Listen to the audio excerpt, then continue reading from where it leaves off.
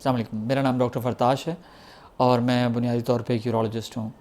میں college of physicians and surgeons کا fellow ہوں اور آج جس موضوع پہ میں آپ سے گفتگو کروں گا وہ ہے اوور ایکٹیو بلیڈر یا مثانے کا بہت زیادہ ایکٹیو ہونا۔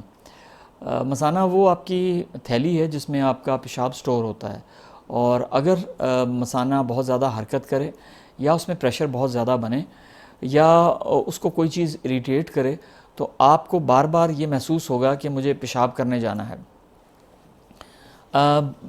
جب آپ کو پیشاب کی ارج آئے گی تو یہ سم ٹائمز آپ کے لیے کافی انکنوینئنٹ ہوگا۔ آپ کسی محفل میں بیٹھے ہیں، کسی میٹنگ میں بیٹھے ہیں یا کسی اور ایکٹیویٹی میں ہیں تو آپ کو فوراً پیشاب کے لیے بھاگنا پڑے گا۔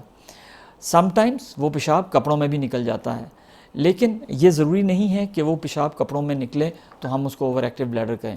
اوور ایکٹیو بلیڈر یہ ہوتا ہے کہ جس کی وجہ سے مجھے پیشاب کے لیے بار بار جانے کی حاجت محسوس ہو۔ بہت سی خواتین ہیں جو یہ کمپلین کرتی ہیں کہ ان کا جو پیشاب ہے وہ کپڑوں میں خارج ہو جاتا ہے اور واش روم جانے سے پہلے ہو جاتا ہے۔ اس میں جو کازز ہیں، جو وجوہات ہیں، وہ ہر مریض میں یا ہر کیٹیگری میں ڈیفرنٹ ہے۔ فار ایگزامپل بچوں میں مختلف وجوہات ہیں، مردوں میں مختلف وجوہات ہیں اور خواتین میں مختلف وجوہات ہیں۔ بالعموم جو لوگ کافی، چائے یا پانی یا مشروبات زیادہ استعمال کرتے ہیں ان کو پیشاب کے لیے زیادہ جانا پڑتا ہے۔ پیشاب روکنے کی کیپیبلٹی یا پیشاب کو ہولڈ کرنے کی جو صلاحیت ہے وہ اگر آپ کی کم ہو گئی ہے اور آپ کو بار بار جانا پڑتا ہے تو وہ بھی اوور ایکٹیو بلیڈر کا ایک سمٹم ہے۔ جو آپ کی عمر بڑھتی ہے تو پرابلی آپ کو اوور ایکٹیو بلیڈر کے سمٹمز بھی بڑھتے ہیں، لیکن یہ ضروری نہیں ہے اور نہ ہی یہ ایجنگ کا ایک پروسیس ہے۔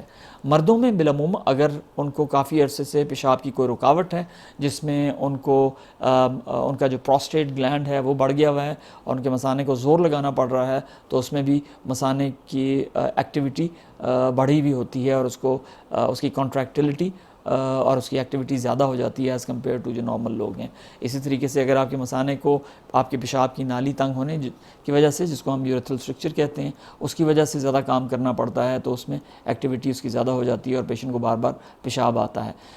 یورینری ٹریکٹ انفیکشنز جس میں پیشاب کی میں جراثیم کا ہونا وہ بھی اس کا باعث بن سکتی ہیں کہ آپ کو بار بار پیشاب آئے اور آپ کو پیشاب روکنے میں دقت آتی ہو۔ خواتین جن میں مینسز ختم ہو چکے ہیں ان میں بھی یہ مسئلہ آ سکتا ہے کہ ان کو پیشاب روکنے میں پرابلم ہو اور ان کو بار بار پیشاب کرنے کی حاجت محسوس ہو رہی ہو۔ اسی طریقے سے بہت سی خواتین ہیں جن کو UTIs یا انفیکشنز بار بار ہوتے ہیں تو ان کو بھی پیشاب کی حاجت زیادہ ہوتی ہے اور ان کو جانا پڑتا ہے۔ بچوں میں بھی کئی دفعہ یہ ہو سکتا ہے اور بچوں کے کازز ڈفرینٹ ہوتے ہیں جس میں بہت سی ان کی ہیبٹس ہیں جن میں وہ پانی بہت زیادہ پی رہے ہیں یا ان کو کوئی پیشاب کی انفیکشن ہے یا کوئی اور ایشو ہے اس طرح کا جس میں ان کے مثانے کو زیادہ کام کرنا پڑ رہا ہے تو وہ بھی ہوتا ہے۔ سم ٹائمز ریڑھ کی ہڈی کی جو بیماریاں ہیں اس میں بھی مریض کو پیشاب کے لیے بار بار جانا پڑتا ہے جس کو ہم اسپائنا بائیفیڈا بھی کہتے ہیں اور اس میں پیشاب اس کا لیک بھی ہوتا ہے۔ سو بہت سے کازز ہیں جس میں اوور ایکٹیویٹی یا بلیڈر کی جو ایکٹیویٹی ہے وہ بڑھ جاتی ہے اور اس میں مریض کو اس کی بیماری کے مطابق ہمیں دوائی دینی پڑتی ہے۔